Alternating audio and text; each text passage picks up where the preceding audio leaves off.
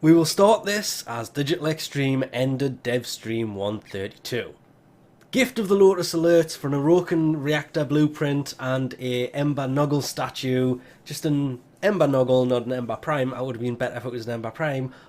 Or available. Oh, I really don't want to say how much time is going to be left on them because it's...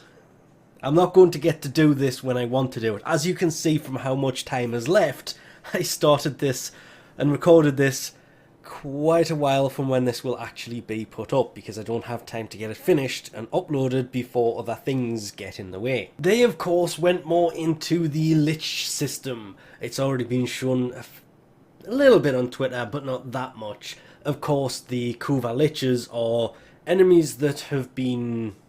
oh, what's the word I'm looking for? Infected by Kuva? They are going to have their own Kuva-based weapons that are going to grant mastery the one time that you take the enemy out, and they did go into how you take the enemy out, we'll get there, but they also mention the fact that these weapons, you can't trade the mastery, the weapons to get the mastery, you have to trade the contracts on the Kuva Lich that you have. You can trade those with other people, which can be really useful. If you know somebody who needs the Kuva Lich that you have, you can trade it with somebody else. And then they can go after that weapon. You can also do the same thing. If you need a specific Kuva Lich, you can go after them. They still don't know if these weapons are actually usable, but with the... what is it they referred it as? The Parazon. It's basically this... I have it all wrote down and I cannot find it anywhere. It's an Assassin's Creed style weapon used to take down enemies, revive allies, and if you really wanted to, you can also retain your R2-D2 with this thing because the spiky thing that comes out your hand, which is being called the Parazon, it's on the right side of the screen. Yeah, it will be used on consoles as well for hacking terminals. These things will use what is called immortal mods. This is because the Kuva Liches are considered to be immortal because they are infected with Kuva. You need to set these up to take down the Kuva enriched Lich, which means that you need to... they went on about the symbol, you need to match that by basically taking out their minions and then eventually using it to take them out. It's this giant, weird...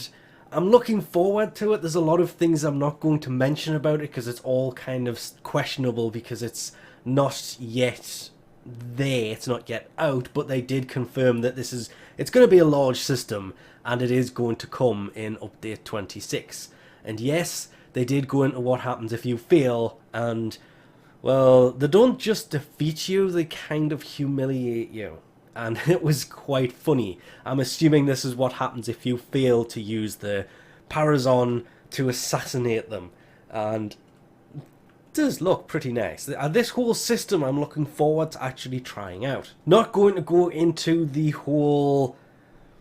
oh wow, I forgot the name of the next frame because I didn't write it down. But they did mention that he is going to be obtainable from arbitration. The parts are going to drop from arbitration, or you can get them as arbitration rewards. There'll be 3 keys that you need, one for the new optics, even though they did say helmet, they're the ones that changed it to new optics, one for chassis, and one for system, meaning that Grendel, that's the name of the new frame, I did remember what it was, is going to be behind the arbitration system, as is the Ayatan's car sculpture, which those of you who recognise it may notice it as something that was added to the game in 2017 in a little town called Cetus.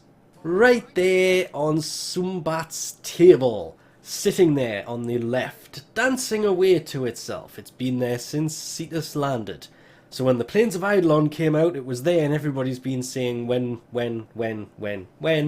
Well, next week, when update 26 arrives. If it arrives. Just throw the big if out there right now. As well as that, they also mention the fact that the Intermission 2 will go live on Monday, this coming Monday, which means that the Intermission Round 2, with all its new rewards, We'll be able to have a look at that on Monday, as well as it's not going live on Monday, but they did kind of show a little sneak peek of the Halloween mission, the tactical alert, and I'm not going to go into that, but I'll just kind of leave this on the screen and let you figure it out. Also, considering I'm here anyway, if you come to Cetus and see this guy after update 26 goes live, you will be able to get the new, they did say the name of it, I didn't write it down sadly, the new Kavat.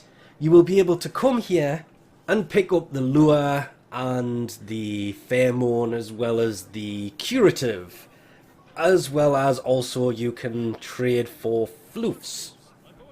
The Kavat floofs.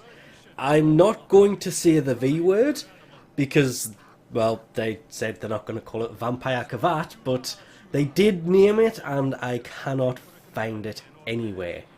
It will probably be in the notes in the description, the actual name of it. And then they very quickly kind of moved on to something they have mentioned before. They did updates on the Exilus slot for weapons. Yes, they're coming, which means that you will be able to have an extra slot for your weapons, and these are for mods that will not do damage.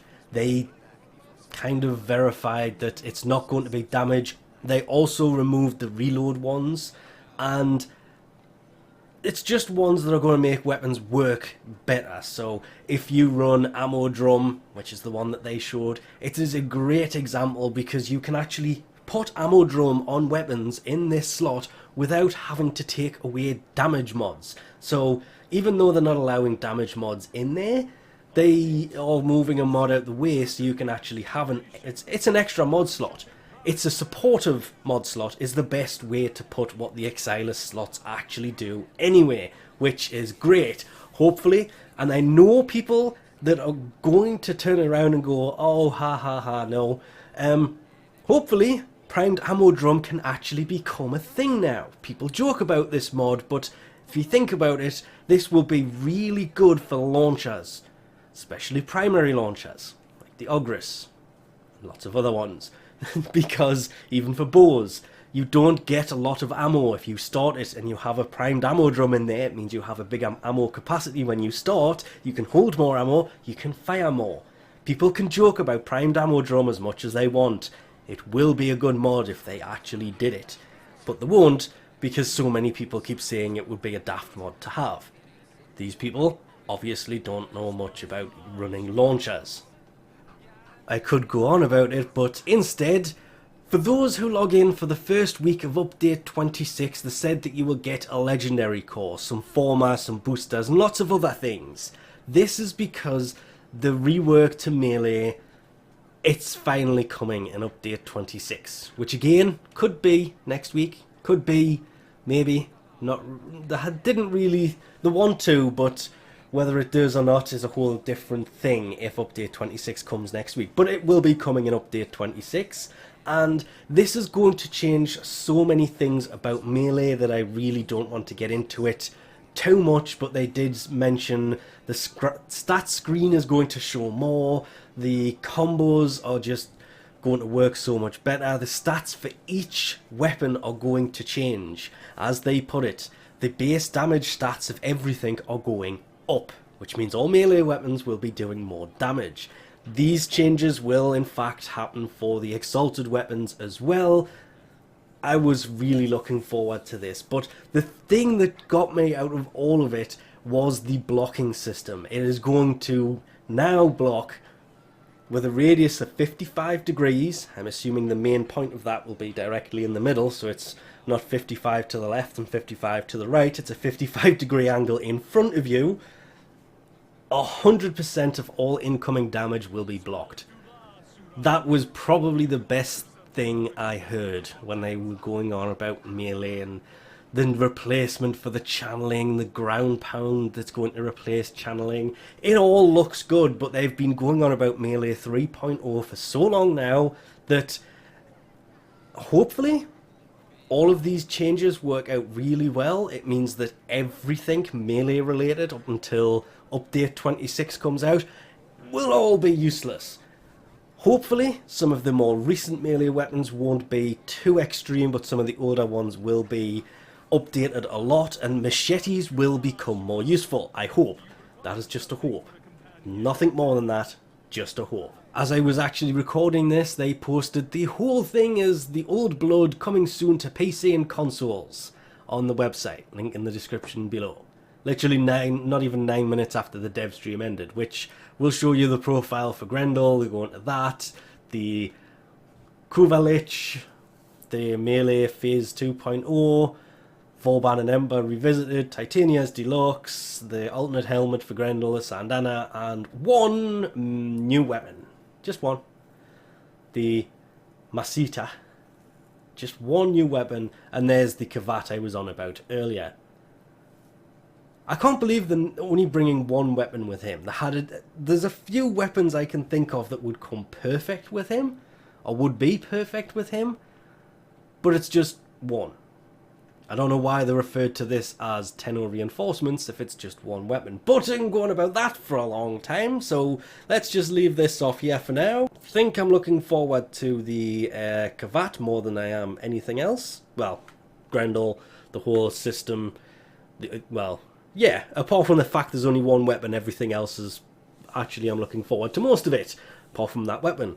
But we'll have to see when it comes out, hopefully next week, so thanks for watching, and I'll catch you next time.